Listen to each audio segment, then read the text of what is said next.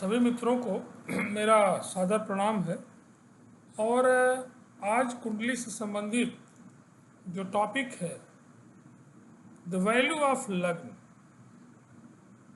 इतना important topic है कि इस पे जितनी बार बोला जाए कम है।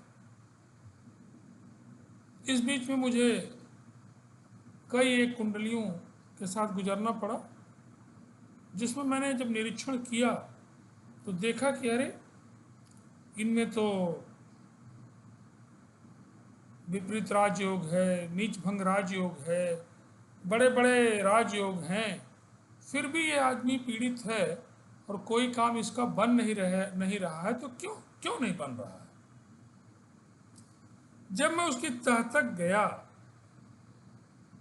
और लग्न कुंडली के साथ मैंने चंद्र कुंडली, नौमांस और बाकी चीज़ों को देखा, तो लगा कि इतने बड़े बड़े इसके राजयोग हैं, ग्रहों की पावर बाकी लोगों की काफ़ी अच्छी है, फिर जो ये चाहता है क्यों नहीं इसे मिल रहा है? जो इसका एक्सपेक्टेशन है, जो ये मेहनत करता है इतनी, उस हिसाब से उस रेशियो में इसको फल प्राप्त नहीं हो रहा है जातक को।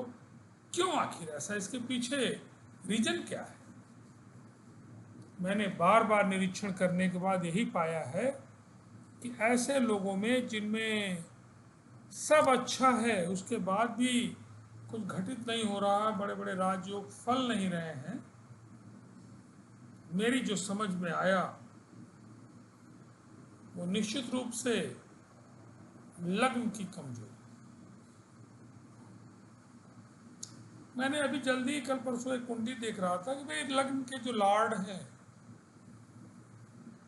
वो 8वें भाव में बैठे हुए हैं। लग्न की डिग्री भी बड़ी कम है, 1 डिग्री 2 डिग्री की लग्न है, और एक तो तितुर लौकी चढ़ी नीम के डाल, और उनके जो स्वामी है लग्नेश जिसको कहते हैं, वे 8वें भाव में हैं। मैंने 12वें भाव में भी कई एक कुंडलियों को देखा कि लग्न के स्वामी 12वें भाव में। अगर लग्न के स्वामी ही पीड़ित हैं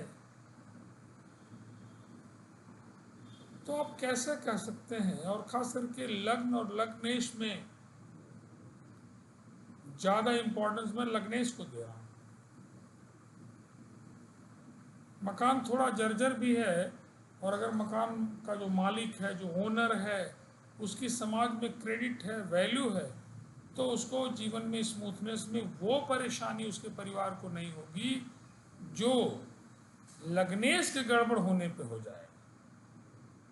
मालिक जब कमजोर हो जाएगा, दुर्गुण वाला हो जाएगा, परेशानियों में आ जाएगा, कर्ज में आ जाएगा, किसी रोग से ग्रसित हो जाएगा, पूरा घर डामाडोल।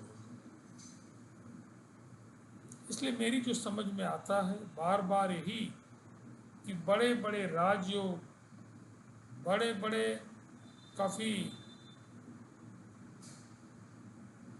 कुंडली के बहुत सारे पॉजिटिव पक्ष होने के बाद भी लाइफ अगर स्मूथ नहीं है, मैंने जो सर्च करके देखा है, निश्चित रूप से ऐसे आदमी की लग्न कमजोर है। लग्न कमजोर का मतलब कि लग्न में जो ग्रह बैठा है वो वीक है, उसके डिग्री वीक है। लग्न में जो राशि है उसके अपोजिट लोग बैठे हुए हैं, उनके मित्र नहीं बैठे हैं, जिनके साथ बैठे हैं वे लोग भी पीड़ादायक हैं, जिनकी दृष्टियां पड़ रही लग्न पे वो भी लग्न को दूषित अगर कर रहा है और परेशान कर रहा है, तो आप कैसे सोच सकते हैं कि उस आदमी के जीवन में राजयोग या स्मूथनेस होगी? नहीं होगी। लिख लीजिए कि नहीं होगी। और वहीं पे अगर कुछ ग्रह कमजोर भी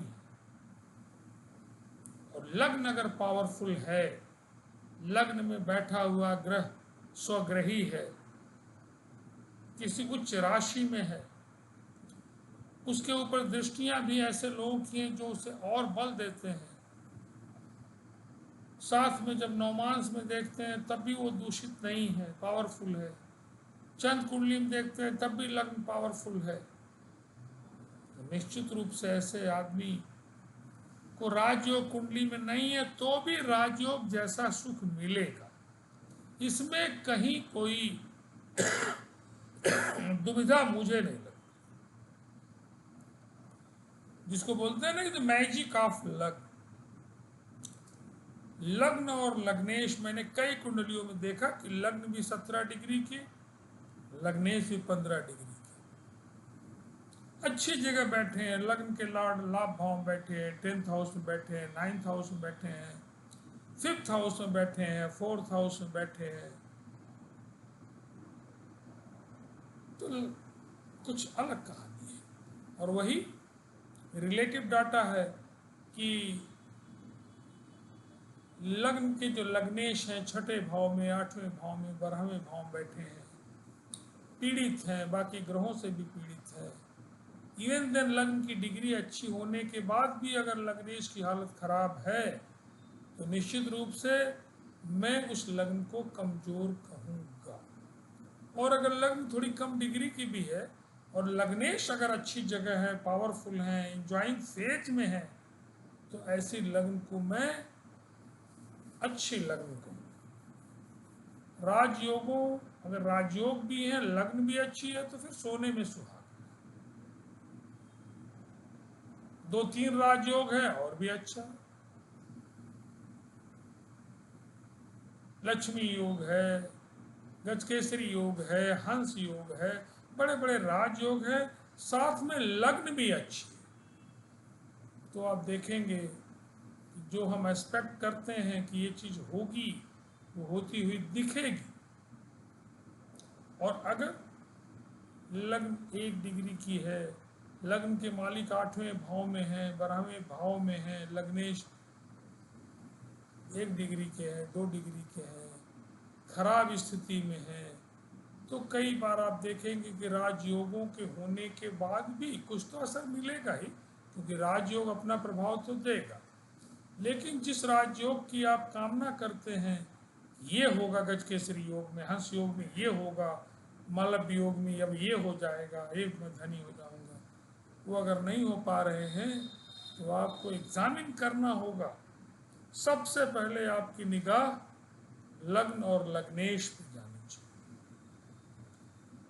लग्न कुछ उस तरह इंपॉर्टेंट है कि आपका पूरा व्यक्तित्व, आपका पूरी क्रेडिबिलिटी, आपका पूरा जोर, सब कुछ किस पर निर्भर करेगा, लग्न।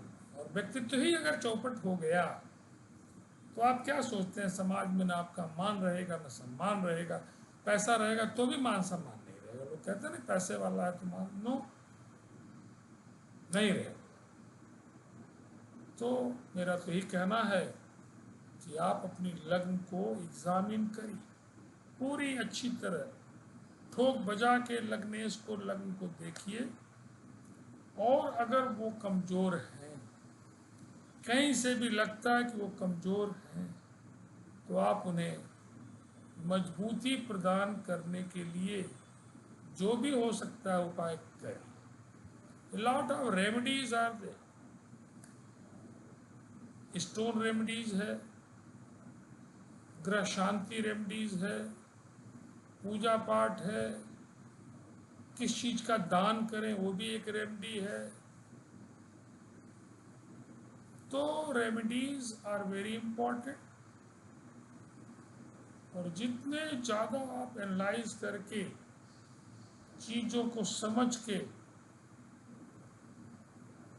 उपाय करेंगे, आराधना करेंगे, आप देखेंगे कि आपके जीवन में स्मूथनेस जो नहीं आ रही है वो आने लगेगी। मैं नहीं कहता कि एकाएक एकदम से बुलेट ट्रेन की तरह आप दौड़ने लगेंगे, लेकिन नो डाउट जो आपकी गाड़ी रुकी हुई है, पंचर हुई है, जो चली नहीं रही है, आगे चल के फिश प्लेट खराब उलटने वाली है, ये सब दिक्कतें निश्चित खत्म हो जाएंगी।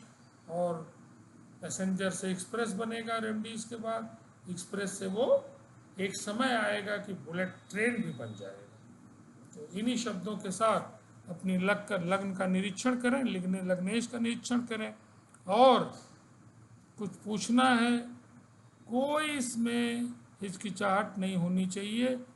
You can ask with me, I will help you sure. जो भी हो सकता है बिना आडंबर के, एक साइंटिफिक एनालिसिस करने के बाद मैं जो भी उपाय होगा, जो कम आपको खर्च में होगा, जो आपको इजीली अवेलेबल होगा, मैं वो आपको दूंगा। क्योंकि मैं केमिस्ट्री मैंने सीखा कि एक ही प्रोडक्ट बनाने के लिए स्टार्टिंग मटेरियल के साथ प्रोसेसिंग अगर इस तरह की आप डेवलप करते हैं, कम खर्च में आपको ही प्रोडक्ट प्राप्त होगा। ऐसे ही रेमेडीज़ के बारे में भी रिसर्च करने के बाद, मिनिमम खर्च, मिनिमम कठिनाई के बाद जो रेमेडीज़ आपको इफ़ेक्टिव रेमेडी है वो मिलेगी, और आपकी समस्या निश्चित रूप से क्या होगी, दूर होगी। इसमें कहीं कोई शंका मुझे नहीं है, ना आपको होनी चाहिए। तो पुनः एक बार मैं चाहूँगा कि लग्न अपनी मजबूत करिए, लग्नेश को मजबूत करिए, और फिर देखिए जीवन में कैसे चेंज आ रहा है।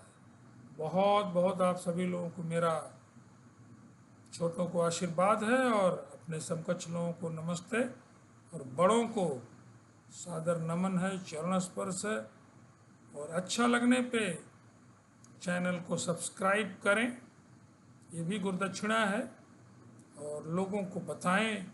और अगर कोई समस्या है तो आप मेरे मोबाइल नंबर 9412012236 को दे दें। ये व्हाट्सएप नंबर भी है।